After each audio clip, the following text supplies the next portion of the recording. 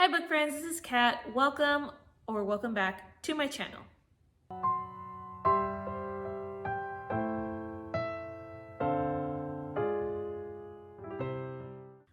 Today's video is the mid-year reading check-in book tag. And I saw this on Paperback and Ponytails, but she said the original person who created the tag is Jessie from Jessie the Reader. So I will link both below. I am excited about these questions. I decided to do this tag more so than the other one, the crisis tag, mid-year book crisis tag, because I kind of like the questions better on this one. So without further ado, let's get started. So I'm trying different lighting, more of the natural light that I do have, but if it's a bit dark, I apologize for that. I am quite shiny on this side. So anyway, let's go ahead and start with question number one. Question number one says, what is the best book that I've read so far this year? And this one's hard, but I think it boiled down to the book that pretty much surprised me and how much I enjoyed it. And that one would be Wistress by Nadine Brands. And I can't stop thinking about this book. I enjoyed the, the fantasy element with the Christian allegories in this book. I loved when they talked about the talents, and whenever I tried to guess what was going to happen, it did not turn out the way I thought it was going to be. So for those who don't know, and this book has been very hyped, and it just talks about this Wistress and like her last year basically would cause her life. And so you see the journey, why that is. And there is a cute and subdue romance. It's not so heavy. In fact, it happens later on, but it was very well developed, I thought. When you learn more about all the different talents, and I tried to picture what that would be concerning how it might tie in with spiritual giftings that we may have within the scriptures. So I enjoyed it. It also left on a cliffhanger, so maybe she'll write another one. We'll see, hopefully. I don't know. So let's go ahead and go on with the next question. So question number two says, what is the most disappointing book you've read so far this year? I've had a couple of them, but I think I'm going to talk about 2 Part Sugar, 1 Part Murder by Valerie Burns.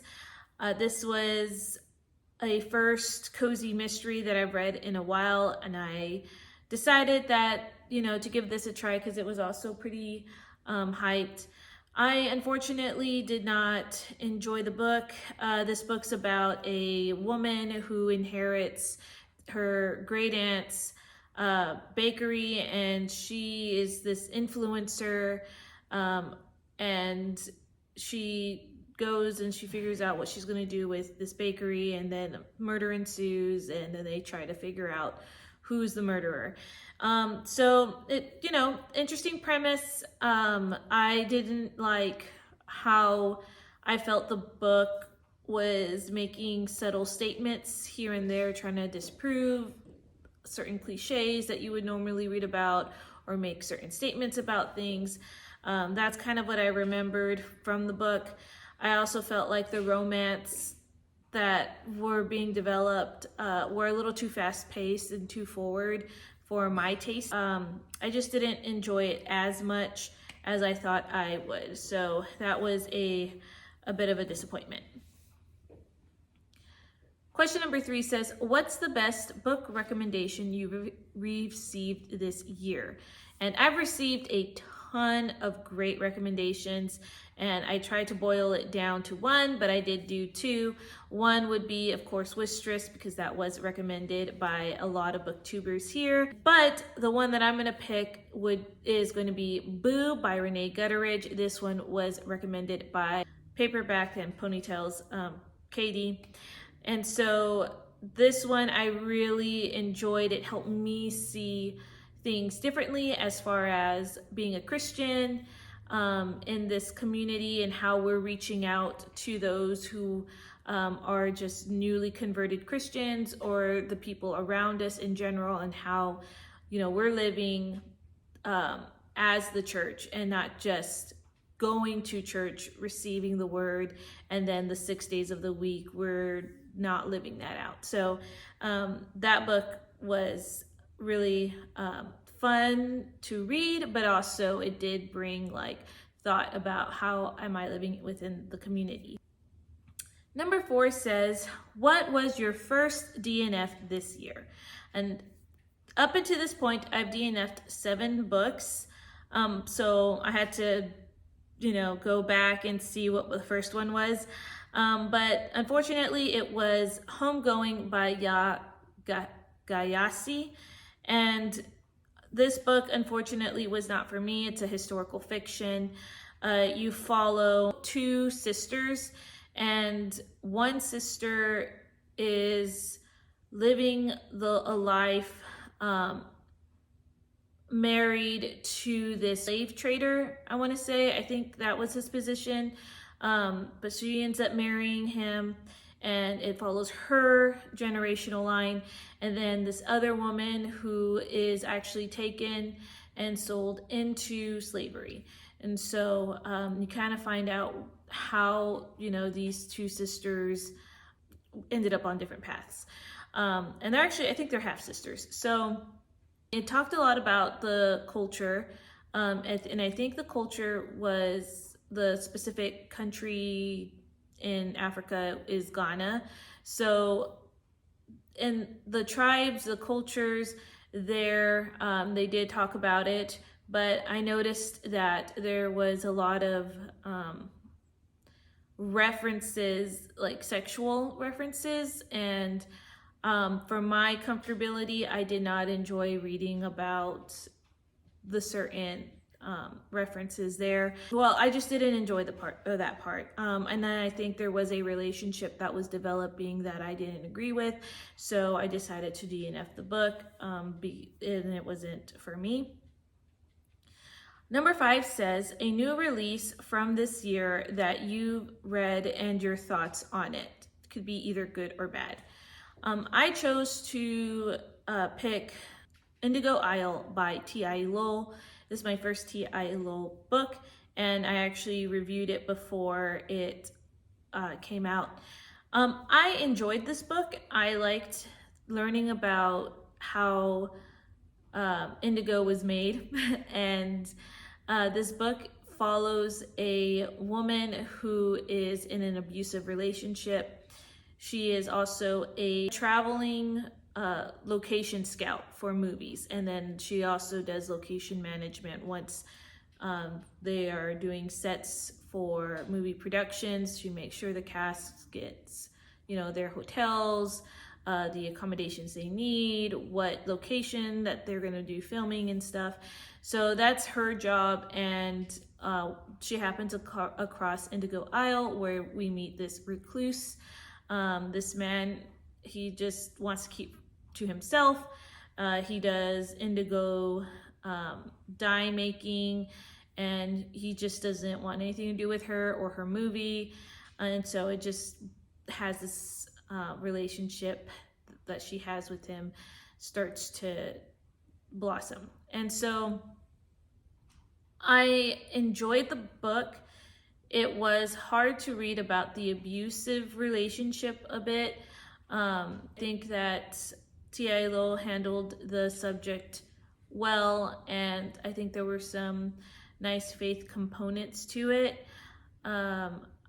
And you just learn a little bit of history in it. So those are my thoughts about it. I think that she would be an author that I would look out more towards her other books for. And she also seems like an author who very much will not be afraid to attack certain subjects and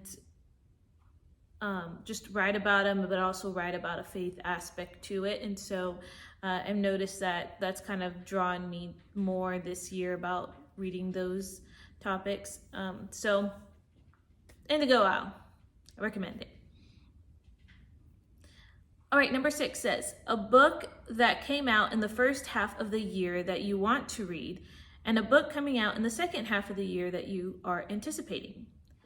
So the book that came out for this first part of the year that I want to read, and there were a few, but I think it came down to the book A Girl Called Samson, and I cannot remember who wrote the book, so I'll just have the picture there.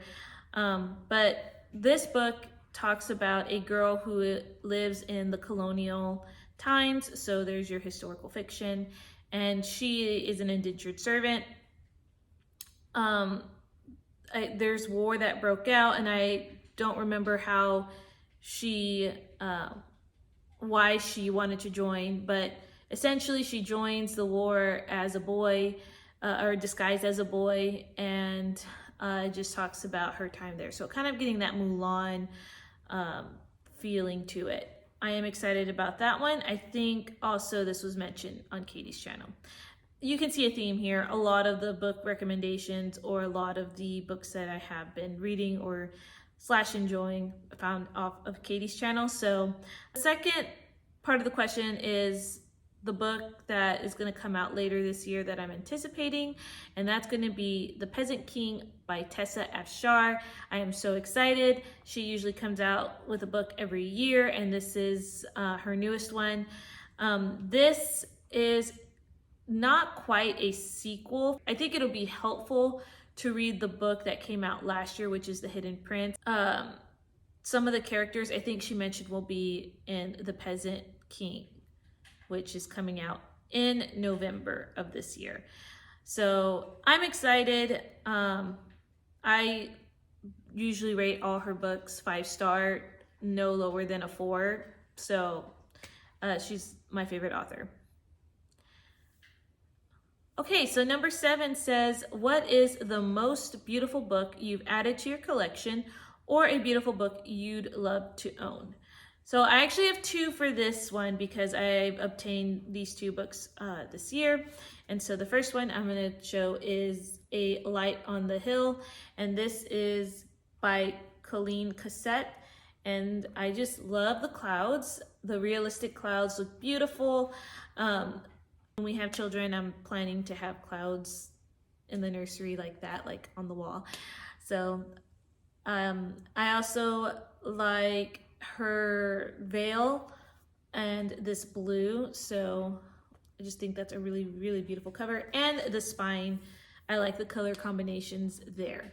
So this one I have, and then this one is more recent, and it's In Search of a Prince by Toni Shiloh. Love the dress, the blues, it's like a cream with the blue, and just the beading is just wonderful, and it's just so tropical back there too. So I think with this lighting, if I do it this way, you can see it better than this one. But yeah, so it's still pretty. Okay, number 8 is, what genre have you read most from this year? So this surprised me, but I understand why I would gravitate towards it, but romance is the genre. But I understand why so, because a lot of historical fiction does have romance in it. I mean, basically all of Tessa Afshar books are historical fiction romance. So I can see that. And I think, you know, that fits. So there we go. Number 9 says, do you feel your reading tastes have changed or shifted at all this year? So yes, I think they have, because, you know, again, I realize that the romance does play a part in a lot of the historical fiction. So when I do like historical fiction, but I think it's more of the romance with it too. Not so much romance heavy, but I do like some of that in my books. I also noticed that I have been enjoying a lot of books that deal with hard topics. And for instance, some of them, to name a few, are The Waterkeeper by Charles Martin, Burning Sky by Laurie Benton. Another one would be, well, Indigo Isle by T.I. Lowell. That also has a hard topic with it. So just to name a few, but I've noticed that I do enjoy them if they have good Christian faith in it and or value. So normally when I do read like those emotional books, I like to find the encouraging theme with it, or how God can renew it or restore it. The difficulties or the struggles characters go through. And I think that's such an uplifting book, rather than reading books and then being left feeling like downtrodden, like no hope.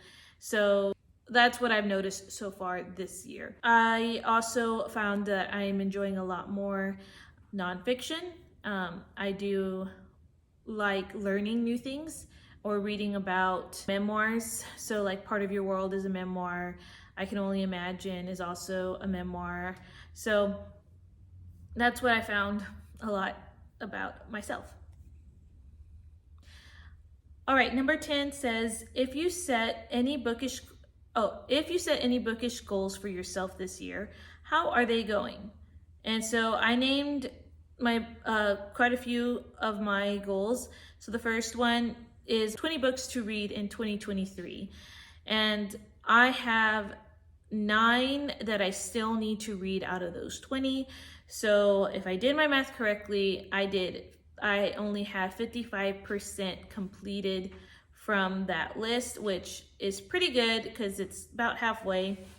The other goal I had is for my book titles A to Z challenge, and I still have to read 11 out of the 26, so I'm about 58% complete. So again, a little more than halfway. I'm doing well with that one, although we are getting into the difficult like letter parts, so like U and Z, but I think I could find it. And I'm trying not to add books that have the in front of the letter. So like The Zookeeper, I wouldn't count that for a Z because it has the in front of it. So I'm kind of trying it that way. But if I find around November that it's pretty difficult to find any book that starts with like a Z, I would add The Zookeeper. So I'm not like going to be super strict towards the end of the year, but I think it's just a fun challenge to try not to use the.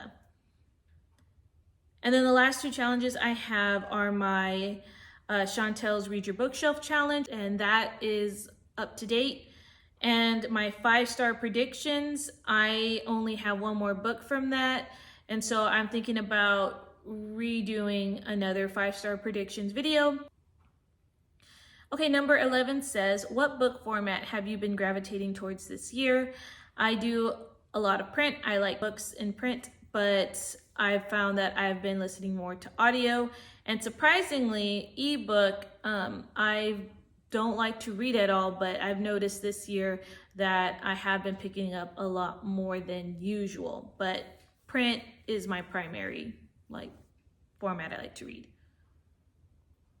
Okay, last question, number 12. Finally, a book you've read this year that embodies the vibe or feel of how your reading is going so far this year. So I have one here called Keepers of the Treasure, Create a Godly Heritage by Joanne Summers. And if you've seen my video earlier this month with my June TBR, I talked a little more about it, but this is a nonfiction and it's a book written by my pastor's wife, Miss Joanne Summers. And I chose this one because this book talks a lot about how we as women should create a godly heritage, why God created women, what his word says about being a godly woman, and how we should train the next generation. And it helps in different areas like marriage and raising kids, creating the beauty of the home, and just good, godly living. And it's very scriptural. It has a lot of her stories in here as well. And so I picked this one because I am really wanting to grow further in my relationship with God. I really want to just develop godly character. And so a lot of the books that I am picking up are, especially if they're nonfiction, I want them to be edifying. So that's one that I picked there. The other book that I'm picking is The Waterkeeper by Charles Martin. And I feel like this also embodies the vibe, as it's talking about a hard topic. And I feel like those are the books that I'm gravitating a lot towards too. But there is a God in the midst of all of it, and how he, again, redeems these characters and how they grow. And I think that's where my reading is taking form for this year. So anyway, that was the mid-year reading check-in book tag. And if you haven't done this tag, I recommend doing it. It was fun to do. But yeah, anyway, I hope you have a great rest of your day, and I will see you in the next video. Bye.